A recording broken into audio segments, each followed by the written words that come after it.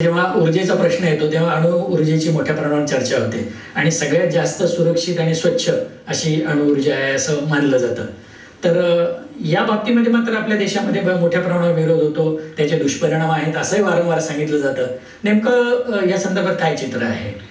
कारण आपल्याकडे बऱ्याचशा प्रोजेक्ट्सना एनरॉन सारख्या प्रोजेक्टला विरोध झालेला होता, जैतापूरचा विरोध चालूच आहे. आता एनरॉनमधून तर 1,500 मेगावॉटची वीज रोज मिळते, ती ॲडिशनच आहे आपल्या ऊर्जेमध्ये. तर अशा पद्धतीचं एका वेळेला विकास कामांना खीळ घालणाऱ्या गोष्टी पण होतात आणि आपल्याला ऊर्जा तर हवीच आहे. अणुऊर्जेच्या बाबतीमध्ये आपल्याकडे खूप गैरसमज आहेत आणि खरं पाहता जागतिक पातळीवरचे पर्यावरण शास्त्रज्ञ हे अणुऊर्जेला पूर्णपणे पाठिंबा देतात. त्याची दोन कारणं आहेत.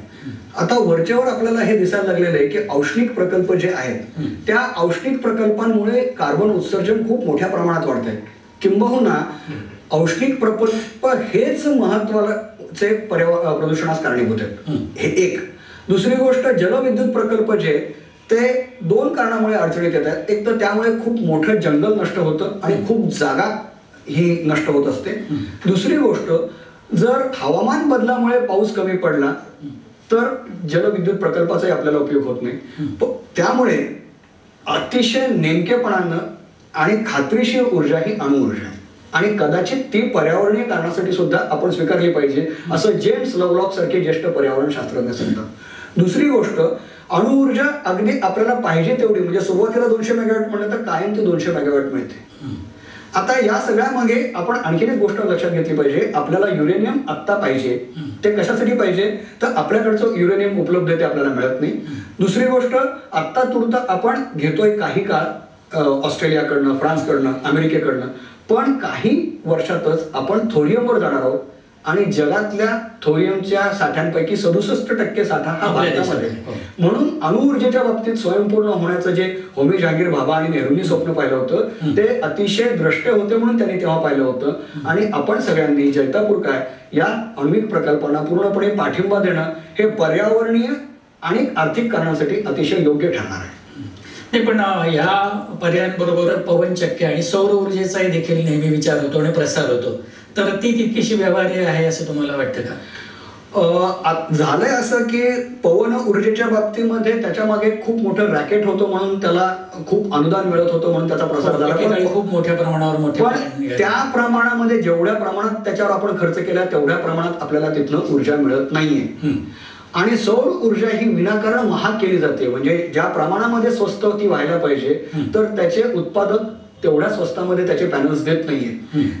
आपण खूप मोठ्या प्रमाणामध्ये जरी सौर पॅनल्स केले आणि स्वस्त केलं तर ती कदाचित उपयोगी ठरू शकेल.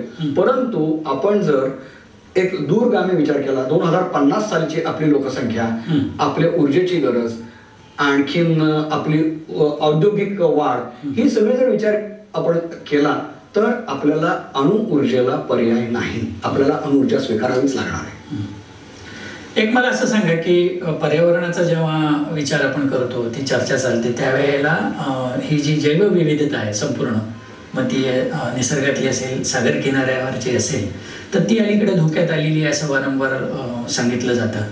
पश्चिम घाट विशेषतः, ज्याला आता संयुक्त राष्ट्रसंघानं हेरिटेजचा दर्जा दिलेला आहे, आणि परंतु आता माधवराव गाडगीळ यांनी जो अहवाल सबमिट केला शासनाने तो फेटाळला. त्यांना काही मान्य नाहीये तो. तिथे मात्र विकासासाठी कारण पुढं करून कारखानदारी व्हावी, उद्योगधंदे पुढे यावेत असा विचार शासनाचा आहे. तर नेमकं काय कारण आहे किंवा काय परिस्थिती आहे की उद्योगधंद्यांना पण चालना मिळून आपण जैवविविधता कशी टिकवता येईल?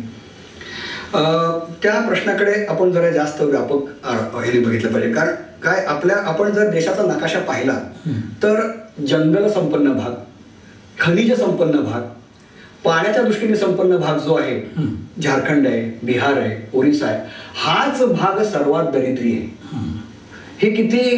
हा किती विरोधाभास आहे आणि दैव दुर्मिलास आहे. आणि वरचेवर तिथे भुकेचे प्रश्न वाढतात. या सगळ्यामुळे झालं काय, जंगलही धोक्यात आलंय आणि खनिजही धोक्यात आलेले.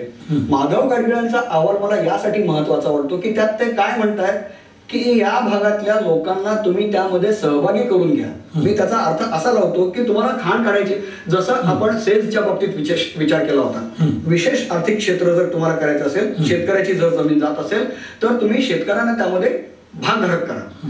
तसं जर एखाद्या भागात तुम्ही खाण काढत असाल तर तिथल्या आदिवासींना तिथलं तुम्ही भागधारक केलं पाहिजे. असं जर तुम्ही विकासात सहभागी केलं तर कोणीच विरोध करणार नाही. झालंय असं आपण की आपण जंगल नष्ट केलं, त्यामुळे वाघ हे शहरामध्ये आले आणि म्हणायला लागलो की आपल्याला वाघाचा त्रास होतोय. तसं शतकानुशतक राहणाऱ्या आदिवासांना आपण देशोधडीला लावतो. 220 जिल्ह्यांमधले आदिवासी, 9 कोटी आदिवासी आहेत.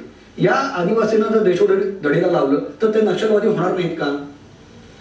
या भागामध्येच भुकेचे प्रश्न खूप मोठ्या प्रमाणात आहेत. या भागामध्येच कुपोषिततेचे प्रश्न खूप महत्वाचे आहेत. आणि आपण आणखीन एक गोष्ट लक्षात घेतली पाहिजे की या आदिवासींचं जे ज्ञान आहे ना, त्यापासून जे जैव विविधतेचा मुद्दा कसा आहे लक्षात घ्या.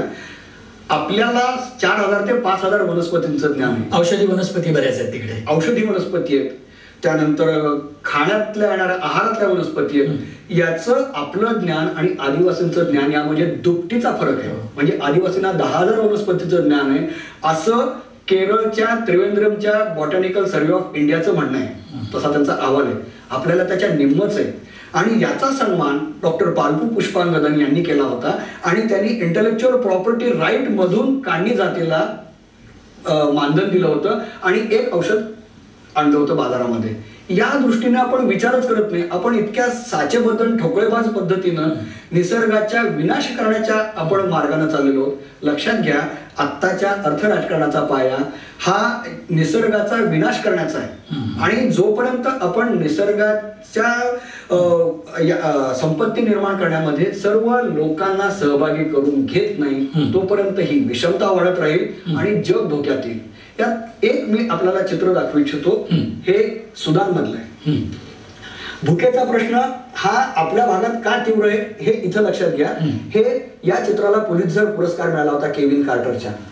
तिथं सुदानमध्ये असं होतं की दुष्काळामध्ये अन्नधान्याचं वाटप व्हायचं आणि ते वाटप होत असताना सगळे मोठे लोक अन्न घ्यायचे आणि लहान मुलं ट्रकच्या सांधीमधनं पडणारं अन्न गोळा करायचे. ही 3 वर्षाची मुलगी आहे, ती अन्न गोळा करते, तिला चालता येत नाहीये आणि पाठीमागं गिधाड येऊन बसले. गिधाडाला कळतंय की हे सावज कधीतरी मारणार आहे, आपल्याला खायला मिळणार आहे. केविन कार्टरने हा फोटो काढला. याला न्यूयॉर्क टाइम्स मध्ये आल्यानंतर पुलित्झर पुरस्कार मिळाला. परंतु नंतर तो निराश झाला तिथलं दारिद्र्य बघून आणि त्याने आत्महत्या केली. तुमच्या पुस्तकामध्ये त्याचं वर्णन केलंय. आता हे का आपण पाहायचंय, जगात या गोष्टीचा संबंध नाही असं म्हणू शकत नाही. लक्षात घ्या, आपल्याकडे पण भारत हा कुपोषित बालकांच्या यादीमध्ये जगात दुसरा आहे. 1 नंबरला बांगलादेश आहे, 2 नंबरला भारत आहे. हे कुपोषित बालकच पुढे दहशतवादी किंवा हिंसक होत असतात आणि हा जगभरचा अनुभव आहे.